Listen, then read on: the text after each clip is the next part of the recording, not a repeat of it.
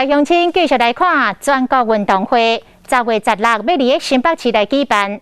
这个大会盛会早起为板桥分3路来出发，这3路是公路、铁路甲上界拍的网路。今年更加是打破着传统，伫全台湾争夺着亚盛会的花杯手。22个县市总共有100外个6岁到80外岁民众来加入。新北市长侯友宜是邀请大家做伙用盛会，甲全台湾交朋友。二队铁五兄弟阁加一个小礼兵，充满活力的操庆表演，代表全运会精神。即马宣告盛会开始团。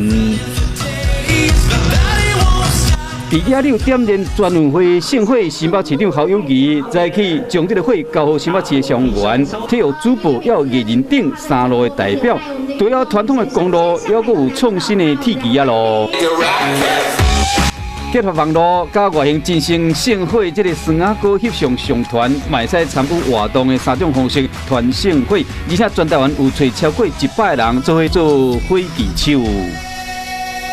有从6岁，也有高达80几岁。希望借着火炬手，跟我们全台湾的各县市，伸之友谊之手，结交好朋友。火力全开，要全台湾走透透，宣传10月份展开的全运会，介绍新北市的美好，嘛邀请民众做伙热盛会观赏比赛。